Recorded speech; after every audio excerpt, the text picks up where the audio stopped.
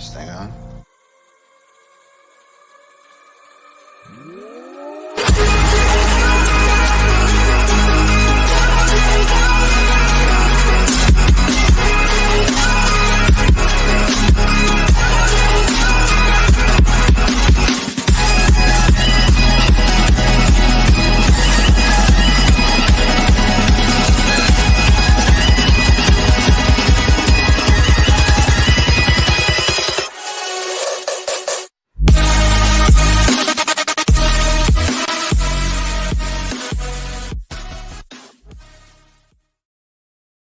What is up, everybody? Welcome into another episode of The Cut. I am your host, Christian Williams, and I am here with Randy Hall. Randy, how are you, man? Doing pretty good. Feel a little refreshed, to that small break. But yeah, I got to sit around all day and get paid for it, so I'm pretty happy. Yeah. I would feel refreshed from that break, except, as some of you may be able to tell, I am pretty congested because I am on the COVID IR, but we're going to push through this show. If I lose my voice at any time, Randy is going to take it away, but we figured we better preface with that just in case. This show is a fun one. It has been a couple of weeks since we had a show, or a week and a half, and we are finally diving into our NFL draft cycle. And what better way to do that than to start with an NFL mock draft? So we're going to go picks 1 through 32, just do the first round. At some point, we'll do a day 1 and day 2 mock draft, I'm sure, and we'll get into just, first and second round mock drafts and stuff. But this first one is just 1 through 32. Before we get to that, though, I felt like it would be kind of malpractice if we didn't talk about the divisional round, specifically the Bills versus Chiefs game. Randy, the first question, how do you feel about the overtime rule since everyone is up in arms today? I mean, no one likes the overtime rules in the NFL. Obviously, they've improved since like 10 years ago, but slightly. But it's not like we had this problem last year. We've had it a few times over the last decade where, the exciting part, the rebuttal wasn't able to be had. So me and you were both proponents of both teams should have the opportunity to have the ball. While there's, I think, a ton of debate on where that should begin from and what the rules are. So honestly, for me, if you gave them both, just the Chiefs score a touchdown there, they have to kick it to the Bills. And if the Bills score, then it could be sudden death, whatever. But I get it, though. The argument of you should win it in 13 seconds instead of letting it get into overtime, we completely agree with. It's just, once you get to that point, you wish it could be a slightly different possibility of a finish to a ultra exciting game to see Josh Allen get one more chance. It would have been fun, but who knows? I think that's the main thing too, is we were robbed of more good football because of that rule. And I think that's why everyone's bringing it up today. It's not because the Bills didn't mess up. Leslie Frazier messed up in how he played that 13 seconds, and their special teams also messed up by not scribbing it. And we know that, but it's always been a problem. So it's a good time to bring it up when you have the two best quarterbacks in the NFL, in my opinion, duking it out, and whoever touches the ball last wins. Well, when one of those quarterbacks doesn't get a chance, that sucks for everyone, except the Chiefs. I'm sure they're happy about it. But they weren't a few years ago, so who knows? But yeah, it's one of those things, like, no one complains that a college football or high school football game goes to 6 overtimes. No one complains about that. So why would we complain about the NFL? And I do understand maybe NFL caliber players starting from the 25 or 30 with the possibility of a field goal, maybe less exciting than the college version where they could miss the kick at any point, whereas the NFL, they probably won't. So different variations would be nice, but they're trying to figure out so many different rules. I doubt they get to it, but I hope they do. Yeah. I will also say this was the best divisional round of all time. You can argue if you want that the Chiefs and Bills game was not the most exciting game or the best game of all time, but overall, to have each of the 4 divisional matchups end on the last play, that's spectacular. That's the best football weekend I can remember in my entire lifetime.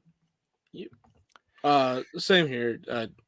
comment. Sorry, Facebook viewers, it doesn't give you your names when it pops up. So sorry for not giving you the credit of who it is. But agreed. It's not just basketball either that they get to play the whole overtime. It's professional soccer, just soccer in general. You get extra periods. I believe hockey, you get a full extra overtime period as well. There's multiple sports that allow it, and it's one of a good solution. But again, it's incredible play by the Chiefs, by Mahomes, a little bit bad play by the Bills in general. Same with the Buccaneers and Rams game, bad plays in that regard in the defense as well. So you got to give the props to the sides that won, but you wish you got that extra bit of football.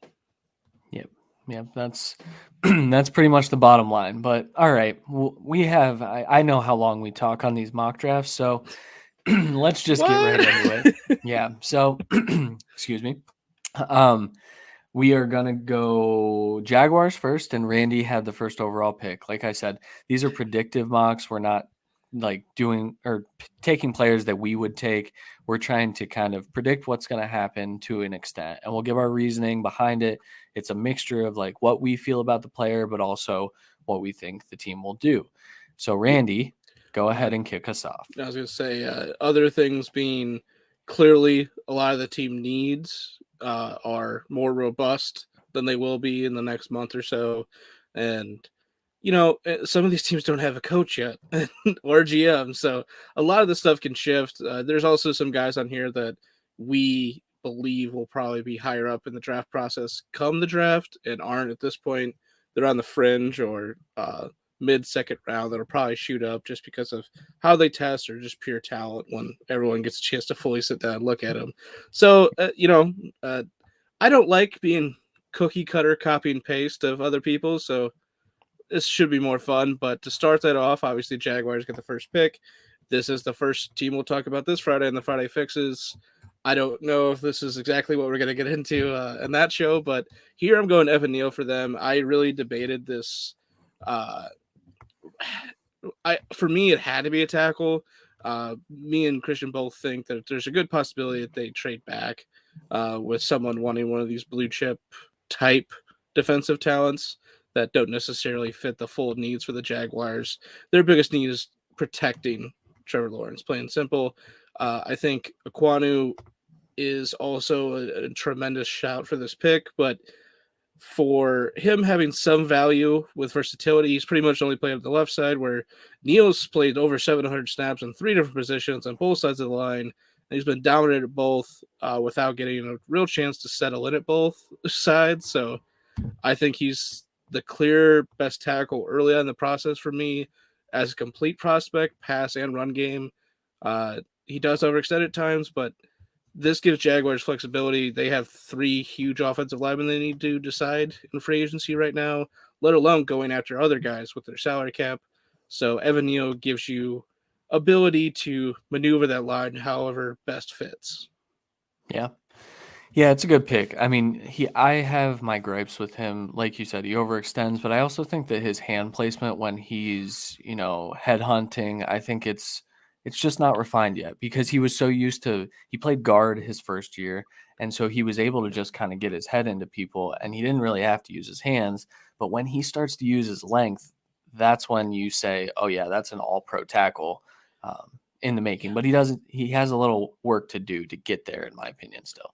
Yeah, he does, and we're gonna break down the tackles, but I mean, he's probably the most athletic tackle, at least in the top end of this class. At least, especially trusting the athleticism. Clearly, from the workout videos, he knows he trusts his body to do these unrealistic, explosive movements. But he definitely has his problems. I think the overextending ends up wrapping up about 3 or 4 problems into one. He does a little bit of a wind-up block when he overextends as well.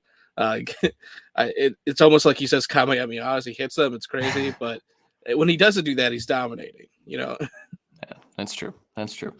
All right, let's move on to the second pick, and I went with Aiden Hutchinson, the edge out of Michigan. There's been a lot of talk about his athleticism or his bend or whatever gripe you have about Aiden Hutchinson, but bottom line, he's an athlete that was ultra productive, and ultimately I know, citing Heisman and things like that, he caught he caught national attention with how dominant he was. He's not the bendiest guy. He often wins with power, which isn't necessarily what the current trend of NFL edge rushers looks like. But when I watch Aiden Hutchinson, I see a lot of the Bosas in his game, and I just can't shake that.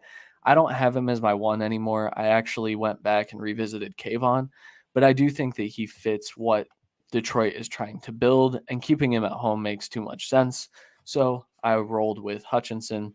And this, I feel like this is going to flip. If we went with Kayvon for the Jaguars, then I think Hutchinson still makes sense. But if Kayvon's still sitting there, I think there's a chance that they go with him over Aiden. But with this one, I Yeah, just rolled with you know, that one, the age old debate of ceiling versus like right now. right. It's the same thing when you get down to like David Ajabo and Karlaftis as well. But Hutchinson, I think, is just I don't. It's an easy argument that he's the best edge in the class between the two. I mean, it's clearly those two with the others. The other couple really, really close, but these two are at the top, especially with potential. And at that point, team building character. Not that the other people have bad characters. It's just how he plays. It just fits that Detroit Lions organization right now, at least. I don't know if that's what they want to build for the future, but as of right now, he fits. Yeah, for sure. All right. At 3, another pick where this could really go anywhere because we don't know what the Texans are doing right now, especially with Deshaun Watson. I think a lot of moves are going to be made by them to really get to the future. But right now, it's Kayvon Thibodeau for me here. You got to get talent at the edge position here. You just got to get talent on the Texans. And the best top end talent for future in this class is on the defense, especially at edge, and then Kyle Hamilton at safety. Edge is a more premium position. Texans have always had pretty great edges. It's recency bias probably there, but Watt, who's a little bit of D tackle edge, but Clowney and Merciless and a few other, the list can go on for them, and I think it's a position where they have to rebuild as well while they figure out everything else. Yeah. I will say they do have a good piece in Jonathan Greenard. He has performed very, very well for them. But they traded away Charles Omena, who was having a very good year as well. Kind of, I think, looking towards the future of saying, look at that edge class. We can go replace that, and we can get a pick back for this guy who would be on the bench for us next year anyway. So pick makes sense. I like it. I'm curious to see how the first 3 shake out, because that's really going to dictate how this draft goes. So yeah, and there's a argument to be made that the Texans go for an offensive lineman as well. Like I said, at this point, there were those teams where it's just they need everything, so you really don't know. So you got to go with best talent in your mind there. yeah. All right. At number 4, I gave the Jets Andrew Booth, the corner out of Clemson, and I know that this is going to be a topic of discussion as the draft process continues on. I know there are a lot of Booth fans. I know that there are a lot of detractors. But what I see when I watch Andrew Booth is elite instincts mixed with elite athleticism. And when you have those two things, what you get is a pretty rock solid corner prospect. He's very scheme versatile. He can drop back into cover 3 or cover 6, and he's got a click and close that allows him to make plays. He's a great tackling corner. And the reason I went with him over Stingley is because I think that Stingley did take some steps back. And while I do think that his testing numbers are going to make people forget about that, I also think that there's a legit argument to be made that Booth is the more refined player now with a similar ceiling. And I actually think that what he does fits the Jets scheme really, really well. They're in desperate need of a corner, so I just rocked with the best corner on my board. Yeah, coach fit there is where I saw you lead more in my head when you made the pick. But I love it. I think we're going to have a fun conversation when we get to cornerbacks, the actual episode. I know we'll bring them up here and there, but yeah, I like that. And they get a good start getting a hopeful cornerstone of the future for the first pick of the draft. Following it up with the next New York team, which also doesn't play in New York, the Giants. I went with Ikem Ekwonu. Hopefully, I'm going to get that super easy to say by the end of this process, just like a JOK last year, where it just rolls off the tongue, but this guy is. He's going to be, in my opinion, probably Christian's favorite of the top 3 or 4. Just knowing the mauling of the run game, he has issues. But again, it's a lot of overextending for me. And again, very early in the process, I want to point that out in case stuff changes as it goes down here. But he dominates if he gets his hands on you, absolutely. But he played a little bit of guard and a little bit of tackle. There's arguments that he played better at guard and might play better at guard at the next level. So we already start that conversation in January. Unfortunately, I apologize for that, but because that's all you're going to hear until we hear how long his arms are. That's true. That's true. For me, I think the new regime will look at possibly moving on at quarterback. Dang it, we did it at the same time. Sorry. Going for the future like that. But I agree. I think there's a good chance. But as of right now, I think all signs will point to them giving Daniel Jones that 1 year as they build around him and maybe shape for the future next year quarterback kind of situation. And for me, that line hasn't performed, and there's guys that are free agents like Will Hernandez, Nate Solder, Karras, I believe, is their center. I can't remember off the top of my head, but either way, they need help. And I think getting a guy that can play guard and tackle for you right now, and I do think he will early struggle if he has to play right tackle, kind of like Andrew Thomas did. So it's unfortunately a rough comparison already for the same team getting kind of the same player. But you know what? The patience played off there. I think Thomas had a great year this year and really he got that leap forward in his progression. I think Ekwonu is that type of guy, and I think he will develop and dominate for the Giants in the future. And let's CJ Stroud. I don't know. Who's a white quarterback next year? Let's. Yeah, Tyler Van Dyke or Will Levis. We'll get to those conversations eventually. You'll be surprised to know that I actually have him as my 3. And Really? I don't know if it's overcorrecting from the style that I've liked in the past, or if it's just I see those issues. Like with Becton, the issues were there, but he is such a mammoth of a man. With Ekwonu, I actually think that like his size lends more towards guard, and I don't know. Yeah, the thing is, it's the other big thing for me is why he didn't go for at 1 is I only watched about a game and a half of his really before this mock, and a lot of the pass sets were very quick sets. And going to Jacksonville, Lawrence, he does that at times, but when he needs to, he holds on the ball longer. And I just don't. Hopefully he doesn't run as much going in the future. I think same with Daniel Jones, but we'll see. I know a lot of Giants fans are really big fans of Daniel Jones. I think he's kind of gotten the raw deal. I think I apologize for the comparison, but along the lines of how me and you and some Jets fans felt about Darnold, where he just didn't get the fair shot, and maybe the next step he does. I think Daniel Jones, we've seen enough that I don't think he's the next. He's not Josh Allen. He's not Mahomes. He's nowhere near that category. But there's a path to him being a viable starter in the NFL. Yeah.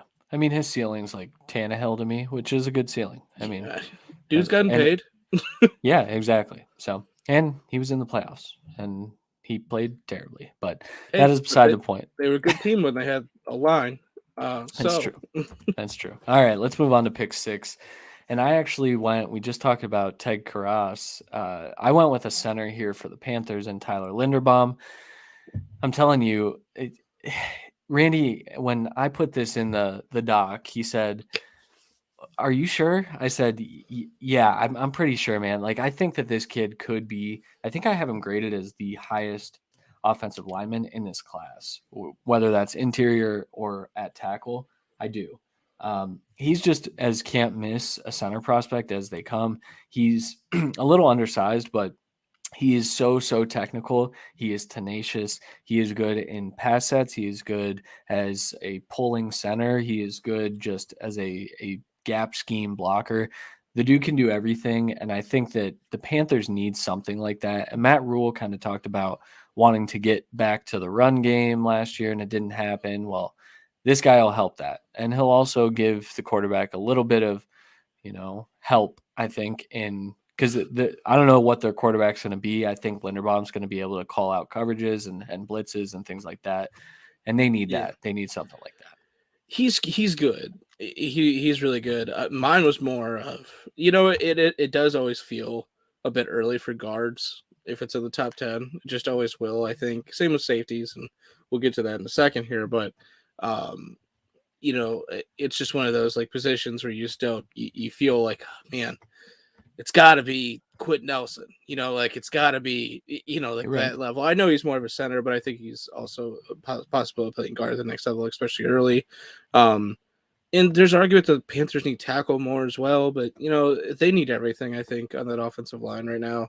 So Yeah. it's a fit, and then we discussed the quarterback possibility, and both just don't understand what Rule wants really, and that's kind of the problem. So Yeah. we'll see. I think we'll probably get more towards a quarterback later in the process, but who knows? They could have Carson Wentz or Kirk Cousins at that point. We have no fucking clue. So That's true. Yep. moving on, I got both Giants picks. So for this one, I went with Derek Stingley Jr. He's kind of become the more controversially talked about corner at the top of this class just because of a lot of people attributing people having him this high strictly to his freshman tape and the hype around him. And for me, I think there's some arguments there that that's fair, but I think he's just purely talented. I think he's dealt with a collapse of LSU over the years here and injuries to really diminish what his hype should be. I think he should be in conversation, uh, for easy top five, in my opinion. I think, and it's clear we have Andrew Booth going at 4. I think there should be a conversation of Derek Stingley going there. And I think there is right now as well. Just, some people are detractors. I think he's uber talented with obviously tied with or the highest ceiling of the class in both of our opinions, at least early. There's a lot of technical stuff that he is just, you can tell it barely was probably taught to him. Like it somehow was just injected into his veins when he was born. Like he is just very, very gifted in every aspect and just very technically sound as well. There's room for improvement, don't get me wrong, but I like what I see. And the Giants, I really, we talked about this at length. I wanted to give him Kyle Hamilton, but their secondary, they have two safeties they like already. McKinney had a great year. I think Byron Jones coming in helped out a lot with Peppers going down. Peppers is a free agent. I think they could get him back relatively cheap as well. So if you do that, you already have 3 safeties you like. I mean, you have one corner really in Bradbury that matters. So getting the running mate of the future and really locking down that secondary for the future is the best call in my opinion. Yeah. Yeah. And again, like we might lean towards quarterback eventually, depending on what happens here. But, I think there's also opportunity for them to slide into the back of the first if they want and go get one there if need be. So also never announced, but no trades in this mock. So we're just going straight through. We're just way too far out for trades. Yes. Yeah. All right. 8th overall pick. I know I've given them Kyle Hamilton here, the Falcons, that is. But this time I went with David Ojabo. And the reason I went with David Ojabo, I think Kyle Hamilton is best player available or close to it. But I think David Ojabo is right there. The dude was ultra productive while only playing football for, I believe, the last 4 years. He started playing football as a junior in high school. He has got elite athleticism. And when I say elite, like he's going to break the combine when he's there. He has incredible bend. He hits tackles with spin moves that only elite edge rushers can really pull off. He's just, we just talked about Stingley being a natural at corner. Ojabo is a natural edge rusher. And I think that there's a very good shot that he ends up the best edge of this class if he hits a ceiling. So getting that at pick 8, you have to feel pretty comfortable with that. And the Falcons are in desperate need of an edge rusher to kind of go next to Grady Jarrett so they can have a really, really good pass rush from the interior and the exterior at edge rusher. Yeah, for me, Ojabo, there is many realistic questions about his rush defense and ability to be on the field for first and second down consistently, especially early in his career. And I think we will see that later today for the Falcons early on in this situation. And unfortunately, that may be why they do not pick him because of recent history in their drafts getting like Tech McKinley and not really figuring out how to use this style of edge rusher specifically. I think Ojabo is more of a hand in the dirt guy in comparison to Tech McKinley, but still, there might be some battle scars there, you know. So That's maybe they go to like Karlaftis or maybe just go to Kyle Hamilton and say fuck it. But they got Richie Grant last year, who's he's not Kyle Hamilton, but he does a lot of the same stuff at a lesser extent. And upgrading an edge rusher, even if it is just for the first half of the year, specifically on third downs, is a lot of help for a defense that played above their weight. So, Oh yeah, significantly too. I mean, AJ Terrell is elite, and any help on that defense is going to be putting them in, like, I would say near the mid to upper tier. Just because if you have an elite edge rush and an elite corner, and if they added Hamilton, it would help as well. So yeah. And they're most likely going to have an extra second round pick as well, with probably trading away Ridley. So there's opportunity there to get a replacement receiver, get maybe a quarterback of the future, O-line. There's opportunity elsewhere to improve. I think you go for a raw talent for the future when your immediate future is kind of limited, and you have a yeah, quarterback kind of locked up for the next 2 seasons. That's really old. yeah, yeah. All right, All we right. talked about this guy a whole lot there. Yes, rightfully so, because he is possibly the best prospect of the class by the end of this. Kyle Hamilton is he's the best safety we've scouted.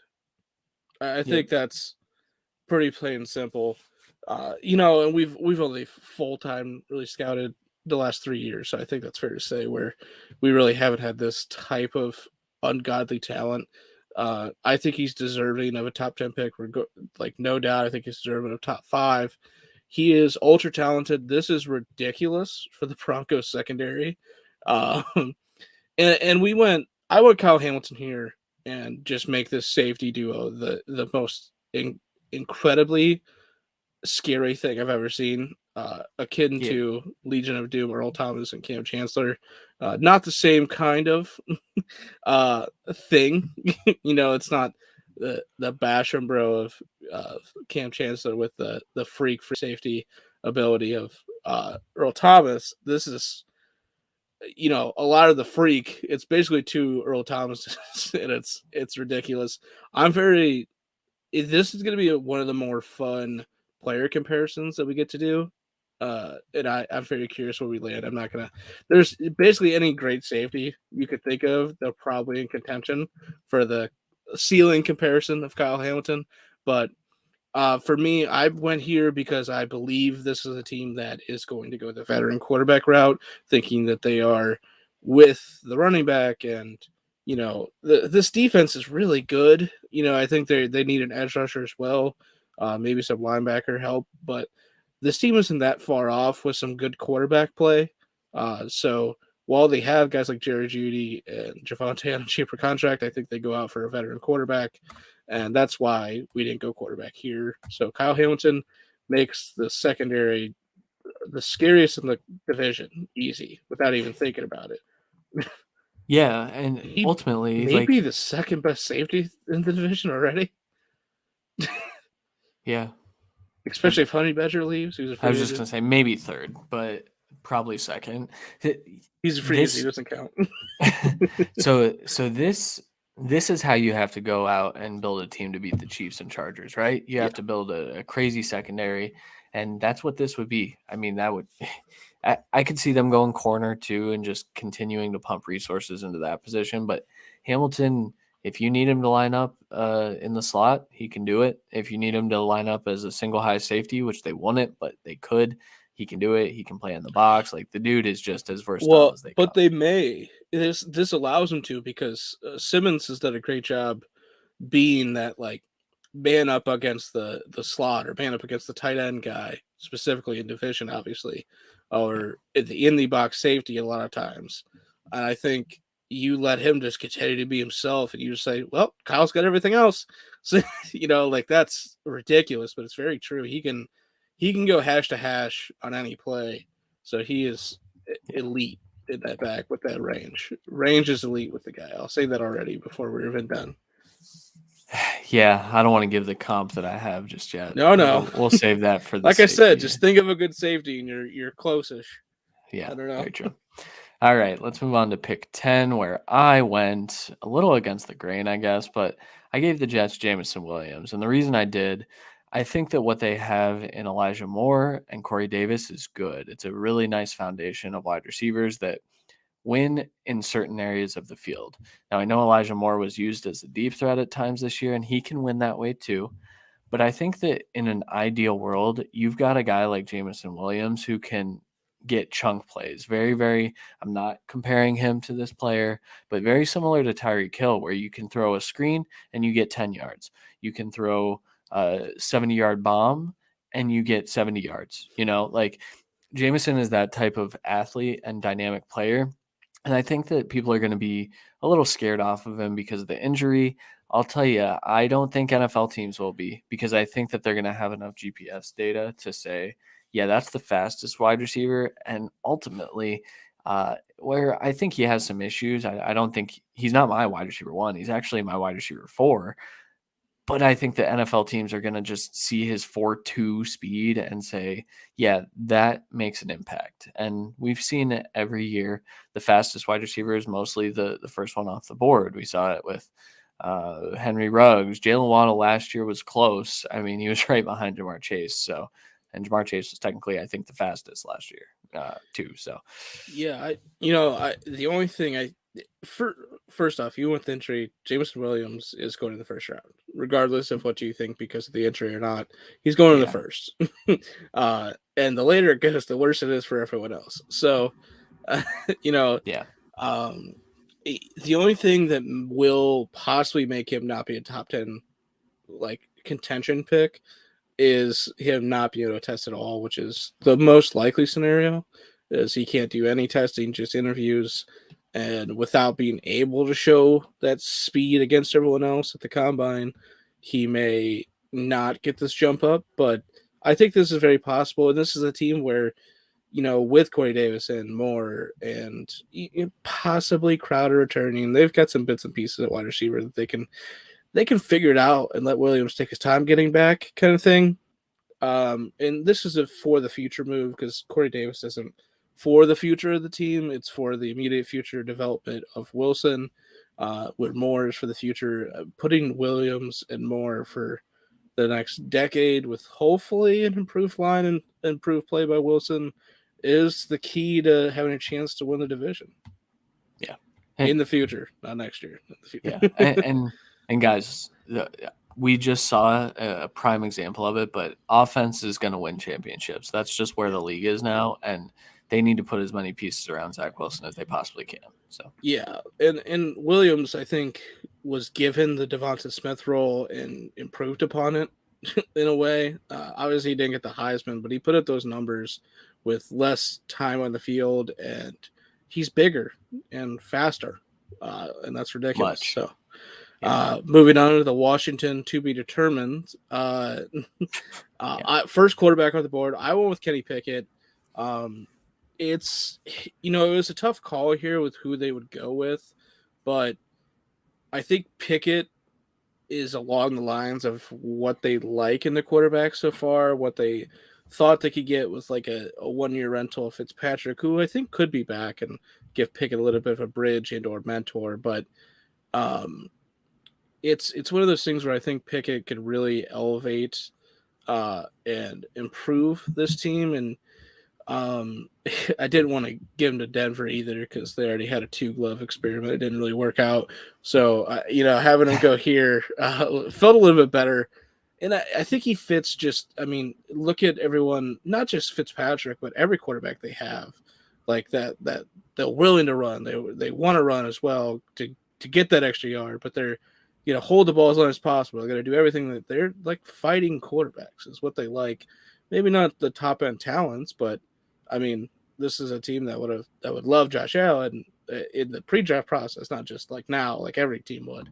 But like that's just kind of the system they want.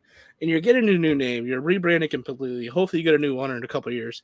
Get a new face of the franchise, get a new quarterback, start rebuilding, and the defense should be better next year. Hopefully, let's fix the offensive side. Get Terry McLaurin someone to consistently throwing the ball. And hopefully Curtis Samuel touches the field more than twice this year. Yeah, I think that last point, well, the point about Terry McLaurin is really important because Pickett did that with Jordan Addison last year. He just force feeds his wide receiver one. I have my reservations about Pickett. I think that when all is said and done, I think the NFL is still going to like him the most because he processes really well. His pre-snap stuff isn't elite by any means, but he sees the field really well and he makes quick decisions. And that's what you have to do in the NFL. A lot of these quarterbacks that we're about to talk about aren't necessarily doing that yet. And so I think the NFL is going to love him, and it makes sense. Washington's more win now than people want to admit. And Pickett is probably the most pro ready, so that makes the most sense. So if their offense can just move the ball a bit and not most of the game go 3 and out and let this defense get a couple minutes of rest in between going out there, and if that defense can stay healthy, maybe get someone on the back end to help out. Like that D line should be dominant. It wasn't this year, plain simple, but I think the offense didn't help that situation. And your quarterback being lost in the preseason was never going to be easy. So it's a team that probably should have been in the playoffs this year.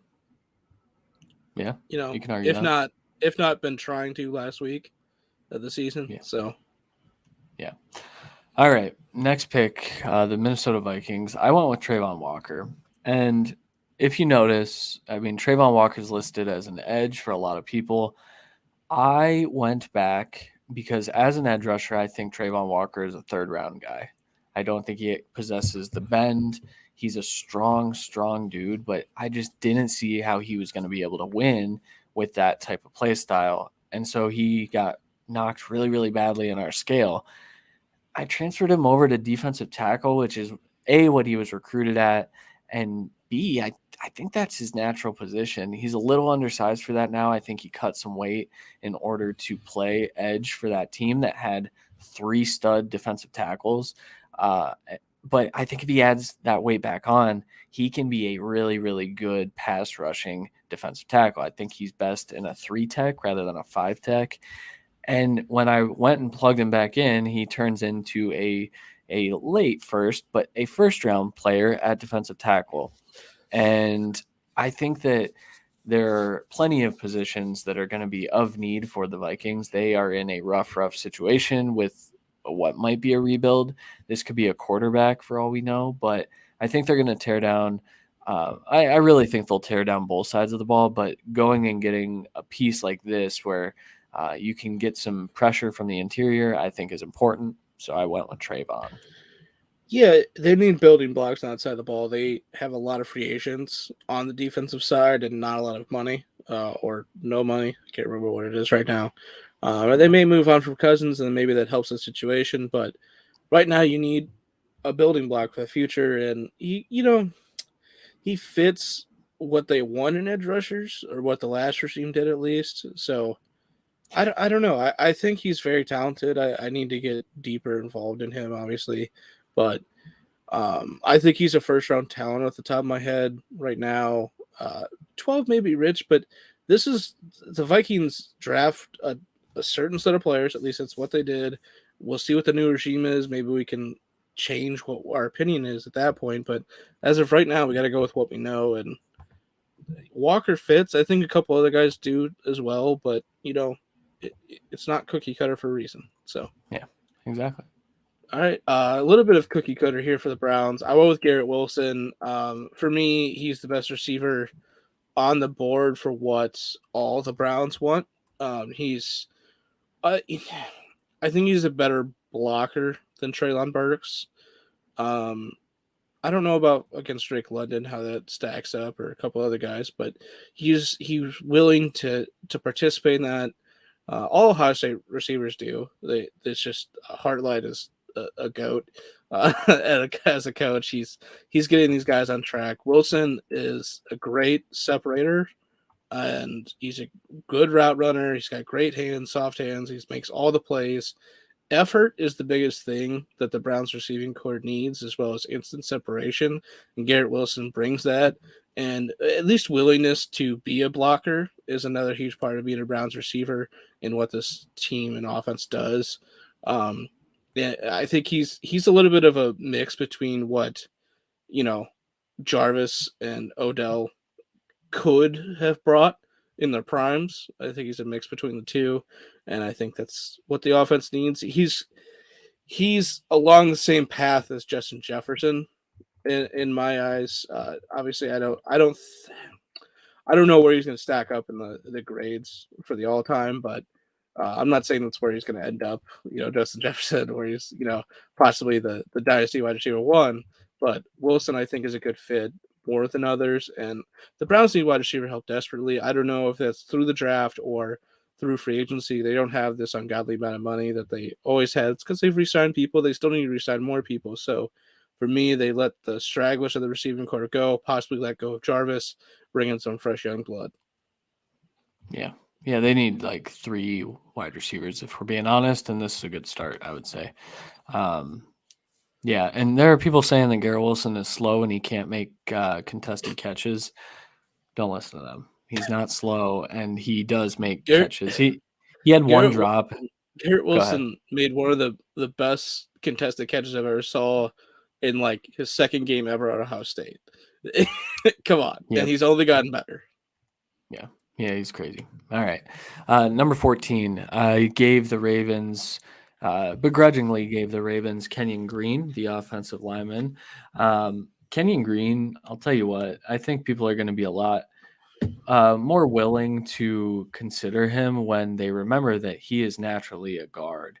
He played a lot of tackle in 2021, and that film was okay. I mean, it wasn't as good as his guard film, in my opinion. But when I watched his 2020 film, I said, yeah, this is like a top 15 player. When you add in the scheme that the Ravens run and what type of player Kenyon Green is, he's a mauling dude. Like, he is a very, very good run blocker, and that is exactly what they need. Their offensive line was poor this last year, and I think that was heightened by not having capable running backs that could kind of mask those issues. But they need to kind of refuel and restock that offensive line room, and Kenyon Green's a really good start. Yep. They also had injuries that played a part there as well, but they need, and Green is another guy where he can go to the Ravens and they'll figure out where they play him, and that might change over the years, but he's going to play day one, and that's what they need. So yeah, for sure. Starting the first of the Eagles' 3 picks of the first round, I gave them George Karlaftis. They need edge rush help and edge rush of the future. Another team that's desperate in cap situations and having free agents out there. I agree. They need receiver. They need corner. They need they need linebacker, which they won't draft in the first round. They need all these things, but you got to start with the edge rush. You have back-to-back picks here, so you got some leniency in how these go or whatever. But Karlaftis is, for me, the last of like this top end of the edge group, and he's got room to grow as well. Let's not say anything bad here, but Brandon Graham injured, old. Barnett, he's starting to come along, but I believe it's a free agent as well. They have major questions at edge, and they need to solve them the cheapest way possible, and that's this. Yeah. Yeah, ultimately, I know Eagles fans really, really want them to put more pieces around Jalen Hurts. There's a section of Eagles fans that wants them to draft a quarterback, but I promise you don't. Not in this class. Jalen Hurts right now is better than all of these quarterbacks. Now, 5 years down the line, will we say the same thing? Maybe not. I think there are a couple guys that could overtake him in like just straight quarterback rankings, but this isn't really the draft either to put pieces around Jalen Hurts, at least with your 3 first-round picks.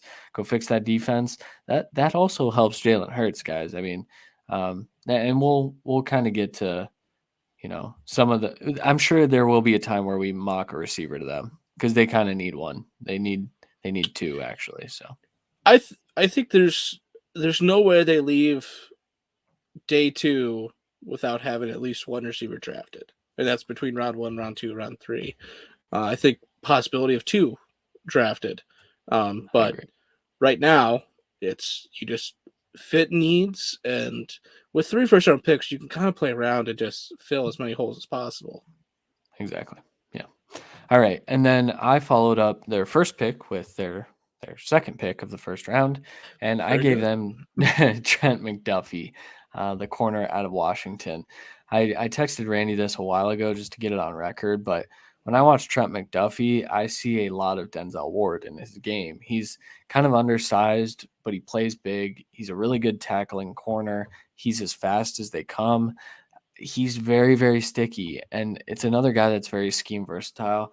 I have him, I believe, is my corner 3 at this point. I know a lot of people are on Sauce Gardner, which is fine. I know people like McCreary, but I think McDuffie fits what they want this room to look like. And let's be honest, Darius Slay doesn't have too many more years of elite corner play. I know they got some good play out of some of their secondary and tertiary guys this year, but I think just always refueling that corner room just makes too much sense, especially with a guy like McDuffie, who I regard as, I believe I have him as a top 15 prospect. So look at that value, 16th. Yeah, I'm telling you guys, this corner episode that we get to is going to be one of the biggest debate episodes. I In think so. general, ironically, offensive line has become that over the last couple of years. I know. Just at random, but it's random people for offensive line. Usually, we're pretty even I know. or like slightly different. Corner, I'm not saying I'm going to be different than your rankings in corner by the end of this either, but with so many first round capable corners, there's bound to be arguments as who should go where, Oh, who's the best. So I'm for sure. excited. Moving on to the Chargers to 17. I went with a tackle that some people think have been falling in this draft. I don't think me and Christian fully are on board with that, but Charles Cross, the tackle from Mississippi State, he there's a lot of question marks with him so far, at least in my evaluation process. I'm excited to dive into it more, but it's hard for the Chargers because they need edge help, but we've kind of dipped in the edge pool a good amount already. So, well, I think there's some guys that are valuable here. It's maybe considered slightly a reach. There's a possibility they need to replace wide receiver for the future with multiple wide receivers being free agents. There's arguments to go other places on defense as well, but for me, they need right tackle, and they need it bad for the future. I think Charles Cross is as good a shot as any to be the right tackle of the future. You nailed the left tackle of the future last draft. Let's do the same thing. Let's have Herbert in the meeting room happy again. Let's just get him another pass protector. And, a wide receiver is a position that you can attack next round. Offensive line, it's once we get out of the first round, maybe the second round, it's going to be a lot more question marks than we're comfortable with. Whereas receiver is not the case. So for me, go right tackle the future, hopefully. Yeah. Yeah, speak for yourself though. I really like Charles Cross. He's my one over Evan Neal right now. And He's your one right now. he is, but only because I think he's the best pass protector in this class, even though so I think he actually has some issues with his drop and his sets, but I think that his anchor just makes up for that. And so we'll see if he had to switch to right tackle. That's where I would be like, oh man, that would be a little tough considering his footwork's Well, a little clunky. But See, you that's know. the thing though that we discussed over texting is uh for this class, like when we're going through the draft process, as of right now, there's not a lot of teams that are in desperate need of left tackle, or they may end up being the left tackle once they're drafted, but a lot of these teams need right tackle Yeah. badly. It's because right tackle is just not as highly valued position, so not every team has a good one. And Chargers, it was clear they needed right tackle help this year. Uh, and again, I think Cross had by the end of this has a good chance to be in the conversation to be number one pick overall.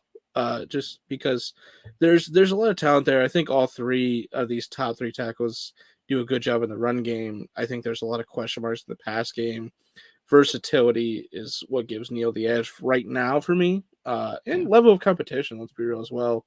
Yeah. Uh, the one of the two games I watched of his today was against Georgia. I believe the first game against Georgia in the playoff game. So those are always going to give you a fonder feelings of the guy. Yeah. So I think Cross, if he can, it's going to take some time. It's never quick and painless. But I think he can get it done on the right side, and this Chargers team just gets better. Yeah, for sure. All right, let's get to a fun one. So at 18, this was one that Randy said he texted me and he put it in the doc. Wow, I can't believe you went with He didn't in this respond in the direction. doc. You're right. But at 18, I gave the Saints Sam Howell. And the reason I gave the Saints Sam Howell over some of the other quarterbacks, there's a world in which Sean Payton doesn't coach for them next year. And I didn't even factor that in. But I think if Sean Payton does coach for them, Matt Corral's a decent shout here. I think that they would like what they would get out of Matt Corral in that scenario. But I also think that Sam Howell is the closest to like the youngest version of Drew Brees that there is left in this class. Now, that is not a player comp by any means. Sam Howell has a freaking hose. He threw, I don't know, go follow Kevin Coleman at DuBois_22. He posted the clip of Sam Howell just effortlessly throwing 61 air yards, like just a little flick of the wrist, 61 air yards. You see that he's got good placement. I think what's going to happen in this process is he's going to go to the Senior Bowl and he's going to stand out to teams as a high character guy, high football intelligence guy. And people are going to be able to look past his 2021 film where it wasn't as good as his 2020 because his four top pass catchers left. So I think that the Saints are definitely in the market for a quarterback because Ian Book is not the future. So I think they're going to pick one of them. I just went with Howell in this instance. Yeah, they're a weird team. I think quarterback or wide receiver or maybe tackle are the top three picks for these guys. And you're right. When you brought that up, I thought that was a good comp. Not necessarily comp, but good reasoning behind it, where you get a little bit of the best of both worlds. Where Howell is a capable runner, but he's not. That's not his forte. He's not. I would akin it closer to like Josh Allen, or maybe like Tannehill, where they run Yeah. well, but it's not like the thing that they do. They win with their arm. Right. But Howell is a competitor, man, and we both liked him last year. I like him this year, so do you. And I think he fits. I think he could dominate here, and he would get weapons right off the bat. It's another team though they have the worst cap situation. They're going to be losing guys like Tre'Quan Smith and a ton of people. They're probably going to lose Teron Armstead at left tackle just because they have no money, and it's just a shit situation. So we'll see. It may be one of those where Peyton leaves and Howell does get drafted here, and we're all crying because he'll never develop because this team goes down the hill. It sucks. It's Uh, true. Moving on to 19, I went with Nakobe Dean in a pick that the Eagles will never make because it's a linebacker in the first round. But I figured with 3 first-round picks, maybe they're like, well, it's fine now, the third one. Uh, they've needed linebacker help desperately. I want to really credit Singleton with I think he plays really well and really covers the holes of this linebacking room as best he can. He's a true competitor in the middle of the field, the guy you really want. But Dean is uber talented. Argument to be the best linebacker in the class. For me, as of right now, it's either him or Devin Lloyd for me right now. And Dean, he's just so damn fast. In this division, Dak Prescott can run. I think Kenny Pickett brings this ability as well. And then you have Daniel Jones. All three quarterbacks, I think, are willing runners, and I think Dean gives you the best possible scenario there as compared to Lloyd. But I think it's really close. This is really kind of a pick 'em at that point. But for me, it was either wide receiver, which, again, you can get a receiver in the second round. I don't know if you don't get this anywhere near this caliber of linebacker in the second round. So giving them Dean, they now help solve the edge. They help solve the corner, and you get, in my opinion, two good linebackers in the middle of the field.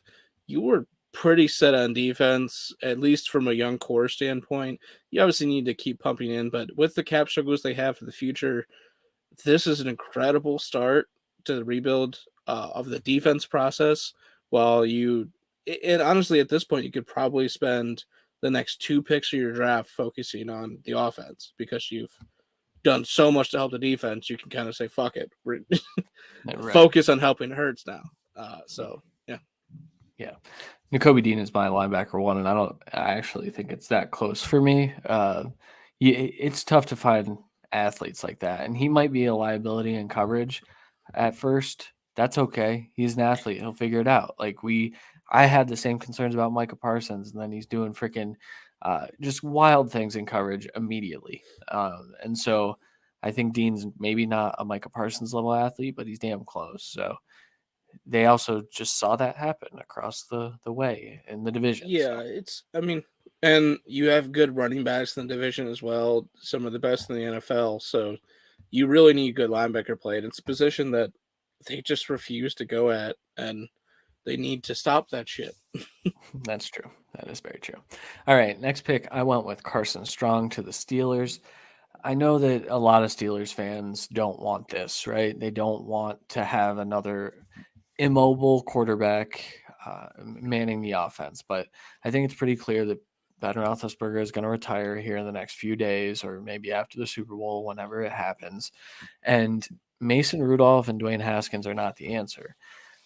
There are reports that Mason might start next year, and maybe that's because they're going to be keeping a quarterback in the wings and kind of giving them a chance to learn. Carson Strong is one of the more pro-ready quarterbacks, though. He makes throws. He's able to level the football. He has a beautiful deep ball.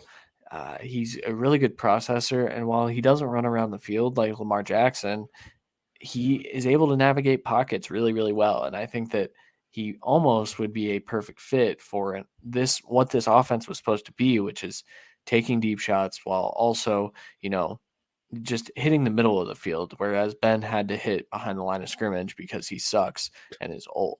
So, yeah, sure. I think he unlocks that dimension that we've lost this last year and a half with Big Ben losing that arm strength, except for the one he gave all in the game. He usually gives one or two throws a game where like, oh, he's just got some arm talent. Look at that. But Strong, probably the best pure arm in the class, I would say, as of right now, in my opinion. And yeah, it's immobile, and yeah, there's been some injuries, but everything seemingly is checking out. I think he unlocks that deep ball potential that really made Claypool a fixture, and it wouldn't affect Deontay Johnson at all. He's still the focal point of this offense, and this is a team that wants to be run first anyways.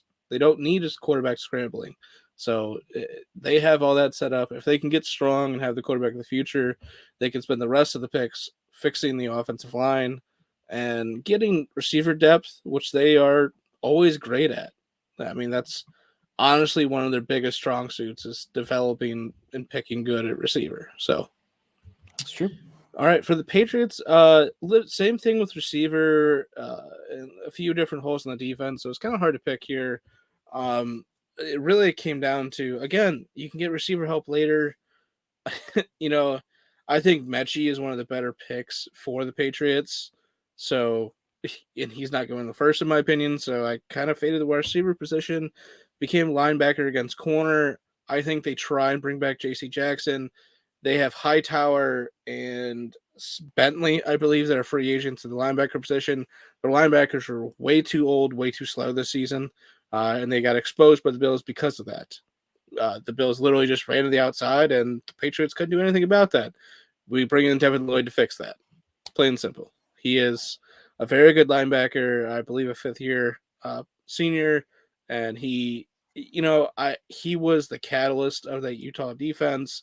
I think he's exactly the type of player that Belichick will love to have as his like signal caller leader in the middle of the field. They they just continue to get blue chip defensive prospects. And I think this is a good pick. They always attack the secondary and the D line, and they've kind of neglected the linebacking core of the last few years because they've had Hightower, they've had Van Noy, they've had Bentley, they've had a myriad of people, and I think you need to restart that process. Yeah. Yeah, I think Lloyd is for sure a really, really good coverage linebacker. I think I watched a couple games where they lined him up at edge rusher, and that's just not his thing. Like Yeah, he's lengthy enough to do it, but he's a linebacker. So he's a blitzer. I don't think he's an edge rusher. I think he's a good blitzer, and I think he was such a good blitzer that well, he could just play edge then. yeah, And it's like, yeah. yeah, they And the shouldn't have done that. Patriots won't use. I mean, they'll use him as a blitzer. Like he's. Yeah, they're smart. They're smart. All right, next pick, Randy's Raiders. I gave them Drake London, the wide receiver out of USC, also another hurt guy. Uh, Randy asked me why not Treylen Burks, and I said I think that the NFL is going to like Treylen a little bit less than everyone else does. I think that the separation ability of Treylen Burks is not quite to Drake London's level even. London, we had questions about him coming into this year, and it was, can he win on the outside against press coverage? And he did it all year. He's got quicker feet than you would imagine looking at his frame, and the size speed combo is everything that NFL teams like. He would run fast if he were able to run. I don't think he will be, but I don't know when he's due back from injury, so he might be able to. Either way, he's a 6'5" dude that profiles very similarly to Mike Evans, in my opinion. So the Raiders need something like that. They They need a couple do. things like that. They need burner. They need a deep shot guy, and they need a big body guy that will catch the fucking ball. Brian Edwards could still be that guy, but he is clearly nowhere near the development path that he should be. Uh, Yeah. for me, I think it's a really good pick. I just wanted to see where you were on that comparison, really. But I think London is a great pick. I mean, you're going to hear a lot of comparisons to every other USC receiver, just like we always have for these guys. Uh, so you're going to hear a lot of Pittman, but I do like the Mike Evans comparison as well. So I really like just going deep, and that's what the Raiders offense has done. It's what they're going to keep doing as long as Carr's the quarterback, and I think London fits there. Yeah. For sure. All right, we should Yeah. we're not gonna read that one out loud. Shout out Kevin. All right, we should Have you probably been rapid Top Golf at fire. 12 a.m.? It's a lot of fun. Yeah. Let's kind of rapid fire these. Just give like a couple sentences Yeah. and get Uh, through the rest. Cardinals at 23, Ahmad Gardner. They need cornerback help desperately. I think they need edge help as well, really bad, especially with like Chandler Jones being a free agent. But again, there's some guys at edge that I think fit here, but I think Gardner's too good to pass up in the first round. They need running mates in the secondary, really, really bad at corner. So Gardner's a good fit. I like it. The corner episode is going to be fun. That's for sure. I next for the Cowboys, I went with Darian Kendrick. He had his issues at Clemson. He moves to Georgia and he fixes a lot of his issues. And ultimately, Trayvon Diggs, he was good. He made a lot of interceptions, but he also got burned in coverage. I think Darian Kendrick comes in and kind of helps that out, and it's something they desperately need. So and this is one. So Randy talked at the beginning of like it's a little. We're not carbon copying what everyone else does. I don't think people have caught up to the fact that Darian Kendrick is probably going to go at least top of the second, if not in the first round. So Yeah, and the second cornerback for the Cowboys, the play, just no matter who it was at times this year, was just not up to par. And if you get better play on that part, maybe some of the problems with Diggs go away, but I doubt it. But you need help in that back end no matter what. So moving to the Bills, there's some line help concerns possibly, but again, it felt like a little bit of a reach for me right here. I think they went heavy at edge last year, so I didn't want to go there either. Corner, I think, is another position they really could use. But you just went Kendrick. I know McCreary's still out there, but I want DeMarvin Leal here, a guy that desperately is going in the first round, and he was still on the board. He needed to go off. He fits this team as well. This team needs to be able to stop the run and rush the passer. I think he does both for you pretty well. There's a good argument that he's the best D tackle in the class because he gives you that third down possibility. And I think he's a good fit here for the Bills. They clearly need help on defense and not on offense. Some Bills fans may be disappointed this isn't a running back. It shouldn't be a running back. A running back isn't going in the first round. I don't know what to tell you. Yeah, I wouldn't go that far. I I don't think so. Yeah, I don't think one will.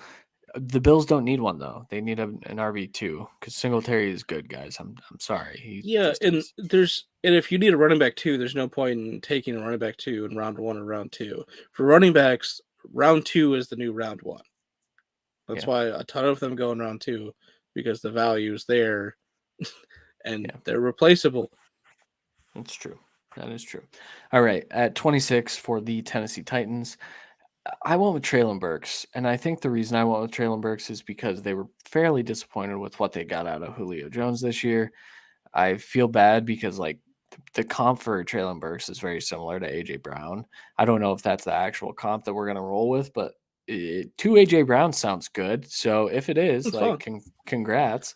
No, Treylen Burks is my wide receiver one at this point. I have a few concerns about his ability to separate, but he is really strong at the catch point. We had concerns about Jamar Chase separating, and we kind of talked about that. Treylen Burks is an elite athlete, and when you have a size speed combo that is also ultra productive, you get pretty much a can't miss wide receiver, in my opinion. So, Yeah. shout out Uh, Traylon. I it's one of the landing spots that you almost start to question. You're like, really? But I again, know. there's a lot of questions on what happens with Julio in the future. And honestly, kind of with Tannehill in the future, but I think they keep Tannehill and move along. And I think Burks is a good fix. They definitely need tight end help as well, but he's a good start, on a playoff team, the number one seed. So a good start, funny for them. Jaylen Burks is a guy that I think I would go here, 27 for the Buccaneers if he was there. Because he's not, I avoided wide receiver because, again, I think they can get one in the second round or possibly in free agency. We'll see. I'm very curious what they do. They don't have this enormous cap space. It's minuscule in comparison to other people's. I think it's about middle of the league. They have a lot of vets that are free agents. Then you include Godwin, AB gone, but it's also a lot of secondary pieces, especially a corner gone. So I went with Roger McQuarrie, who is quickly becoming a top three for a lot of people and closer to one than some people are liking to see. But I think he's very, very talented. They need help in the secondary. That's always been their weak spot in comparison to the D line and the linebacking room, obviously. So getting a hopefully good corner for the future. I won't say lockdown corner, but hopefully lockdown corner in the future uh, to just help this defense because if you're not going to re-sign Godwin, which they probably won't, and you don't have AB back, and you don't draft a receiver in the first round, then you better be helping the other side be able to stop the fucking pass because that's what they couldn't do this year. And I think he's a Yeah, good step. yeah. I don't hate it. This is a corner heavy draft, and I think they're one of two options. It's corner heavy or edge heavy or both. So one of three options. I can't count. Could be COVID's receiver getting heavy me. too, True. and quarterback heavy. Yeah. Yeah, probably not that, but we'll see. All right, at 28, the Green Bay Packers. I went with Lewis Seen, the safety out of Georgia. I know that a lot of you probably haven't even really heard of him because he hasn't really worked his way into first round discussion just yet. But I'm telling you, when people review the tape, I know that it's the Georgia defense, and that probably helped him out a little bit, but he's a really, really versatile piece. The Packers, I was really excited about Amos and Savage as their safety tandem, but they played really, really poorly this year, especially down the stretch. And I would say the last 5 weeks of the season, they were one of the worst safety tandems in the NFL. So I think that adding a piece to the room, maybe Scene doesn't start right away, and that's okay. Or maybe he does. Maybe he comes in and takes Savage's job or Amos's job. And I think they're pretty comfortable with that. So, Yeah, and the Packers, as of right now, are just a strange team to draft for in general because you don't know what they're drafting for.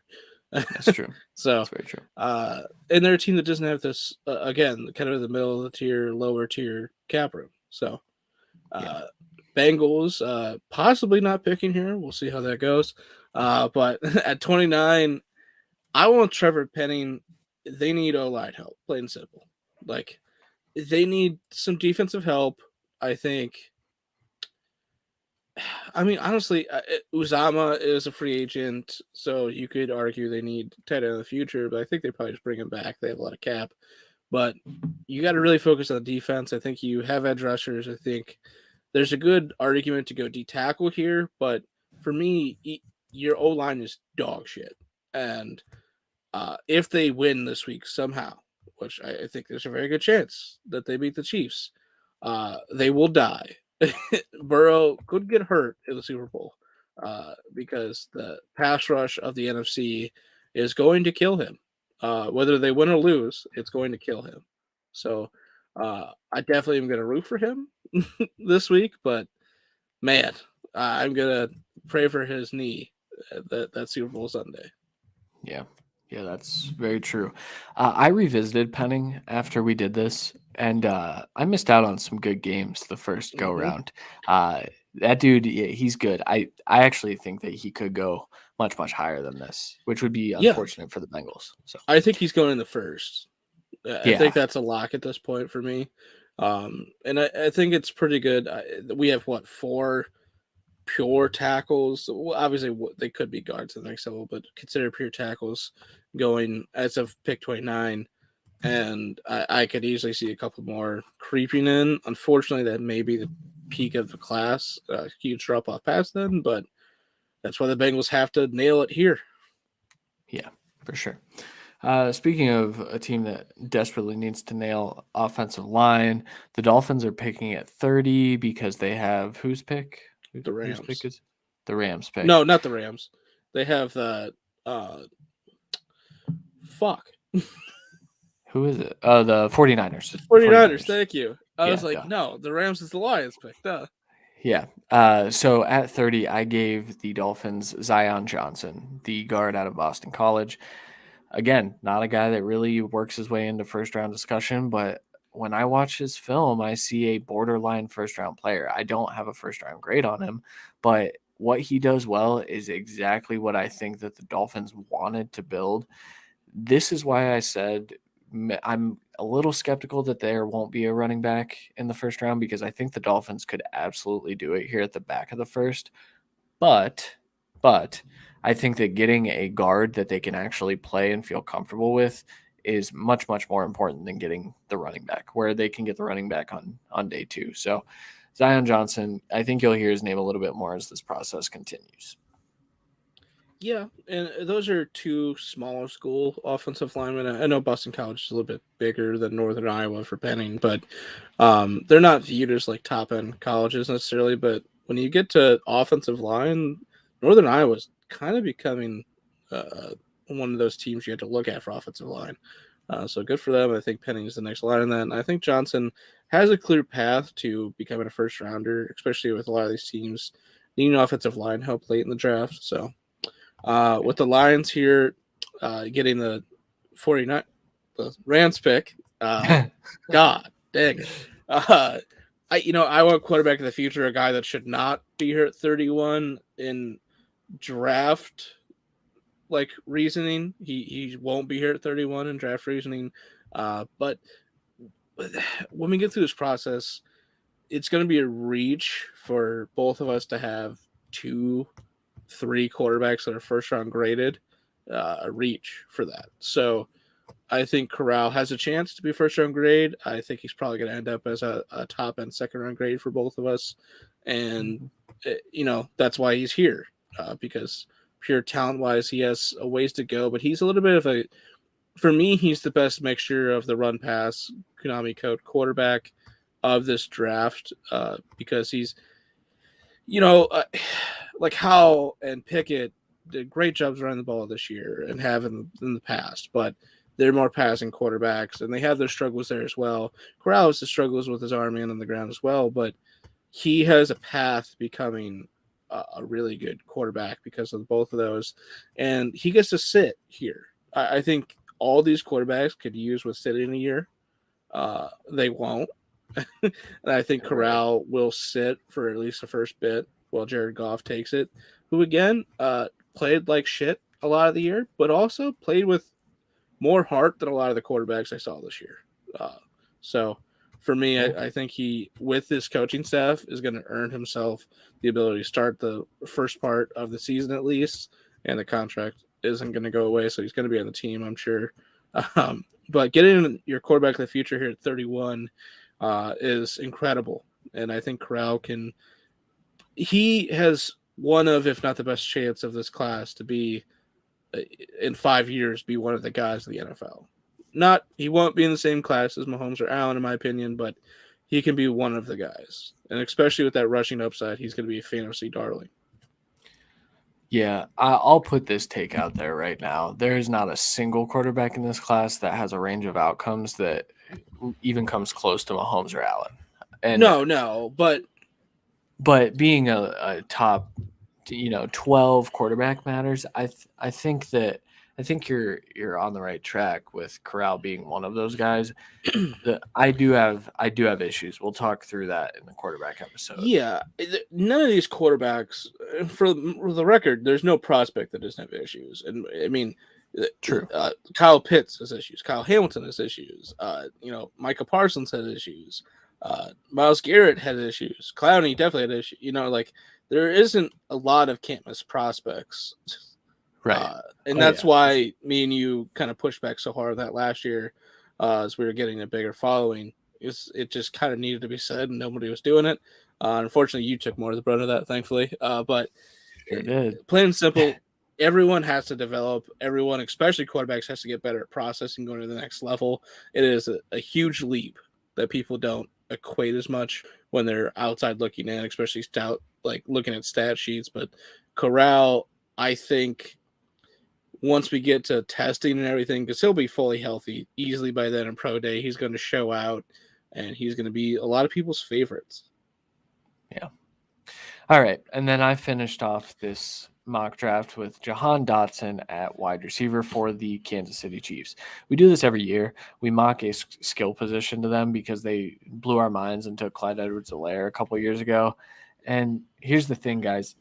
The Chiefs desperately need a wide receiver too. They just cut Josh Gordon as they're going into the AFC Championship game. Like there's serious issues. Now I know that they brought him back on the practice squad. Whatever. I don't care. Josh Gordon doesn't matter. Byron Pringle doesn't matter. Mecole Hardman is a nice little, gadget type of player, but they need an actual go-to receiver that isn't named Tyreek Hill or Travis Kelce. And so while I wouldn't go with Dotson over some other names, specifically, I think Chris Olave missing from this mock is probably wrong. I think the NFL is really going to like him, but I also think that Dotson does a lot of things that Olave does that translate better to the Chiefs offense, I guess is the way I'll put it. Yeah, I also think that this won't be – I don't think wide receiver will be the pick for the Chiefs when we get to this point. They're a team that right now they have $22.5 million in cap room, but they have – Orlando Brown is a free agent. Wiley's a free agent. They have Blythe as a free agent. They have a lot of big names on the offensive line and stuff that they really need. But again, Byron Pringle free agent. But then you get to secondary and defense in general. Matthew, Reed, Charwar, Mike Hughes, Sorensen. Jesus, Melvin Ingram. Like it's a huge list of free agents for them. Um, and I think this is going to end up being either the best defensive player available kind of thing, or it's going to be an offensive lineman for the Chiefs. Yeah. So that's just my personal right now. I think wide receiver is the best option as we get to like fantasy and for uh, continued development of this offense and Mahomes, especially with the chance of the enemy being gone. Um, so I think wide receiver makes the most sense at that standpoint, but with limited cap uh, and aging tight end, I mean, he's still incredible and one of the best ever. So no disrespect there, but and I think he'll still be fine for his contract at least. But um, I think you need the next option, and a route runner is the reason. Like they don't need pure speed; they need route running. That's why I think Dotson at least is a shout. But I think Olave's better, but Dotson is a separator, pure and simple, and Yeah. he's a gamer.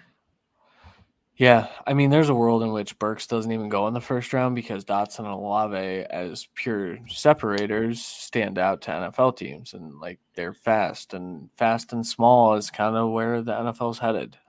Yeah, but ceiling ends up Yeah, trumping at the end of the day, and Burks has a ceiling. Just like there's a reason Thibodeau might be one and Ojabo might be two. Like ceiling ends up trumping for a lot of teams, especially rebuilding ones or teams that can wait. They don't give a shit. So like the right. Chiefs, or especially if they go wide receiver, they can wait. But for them, I think just pure separation is would be the best for them because you have the burner and separation of Hill, separation of Kelsey, giving a consistent third option is the biggest concern for that offense. Yeah. All right, and that'll do it for our first NFL mock draft of the year. Let us know what we did wrong for your favorite team. I know Adam's probably already texting us about the Eagles picks and not giving them a wide receiver. I don't know for sure, but no, we like the feedback and we like having conversations about the draft. That's why we do this. We love hearing from you guys. So tell us where you feel we went wrong or where you would have gone so that we can continue those conversations. Randy, do you have anything to add before we take off?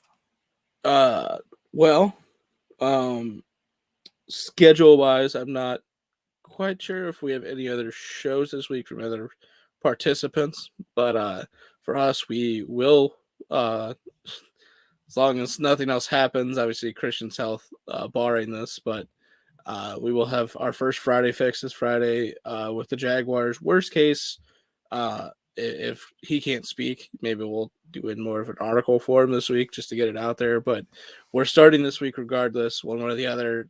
Jaguars, unfortunately, have to be the start, but um, maybe between now and then they get their head coach. We'll see. I doubt it, but we'll see. But we'll go over everything. If you haven't been around for Friday Fixes before, we go over coaching moves, possibilities, GM moves, possibilities, depending on what the team is. Eventually, all those will be hired, so those will then get changed to what the scheme is and how it's impacting the draft process and the team in general. And then go over free agency and drafting as well, possible trades for some of those cap casualties, all that good stuff. But we do it live streams. We can talk to the fans.